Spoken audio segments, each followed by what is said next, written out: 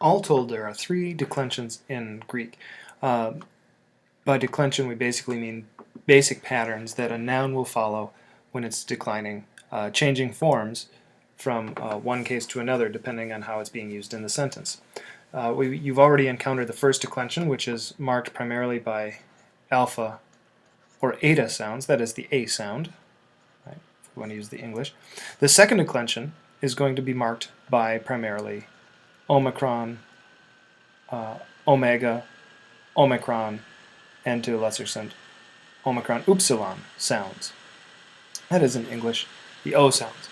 Now, so this is the second declension. We're going to focus on masculine and feminine nouns. Most second declension nouns are masculine, but a few are feminine, and you'll notice that there's no difference between masculine and feminine second declension nouns other than the articles which precede them. Remember, the article will always follow its correct gender.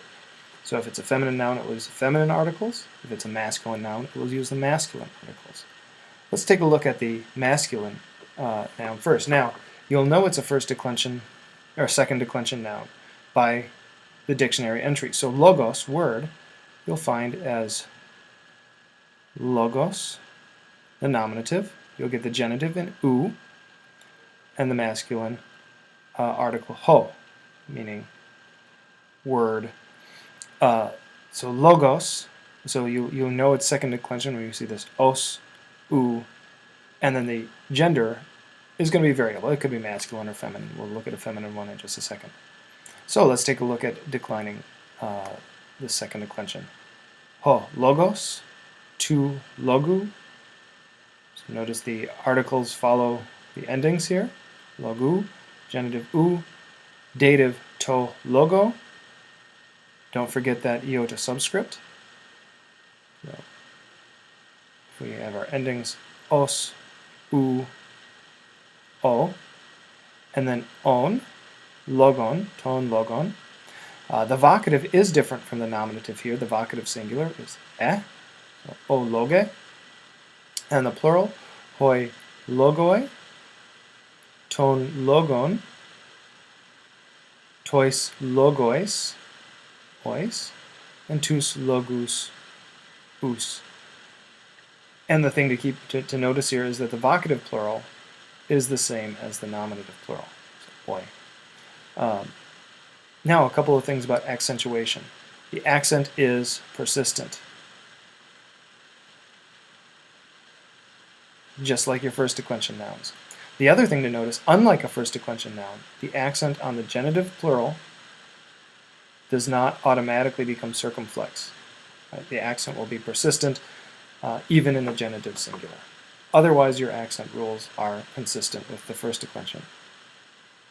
So, logos, logu, logo, logon, loge, logoi, logon, logois, logus, logoi. And this is masculine because the dictionary told us it was. But there are also feminine second declension nouns, like he hodos, road. And here in the dictionary you would see hodos, hodu, he,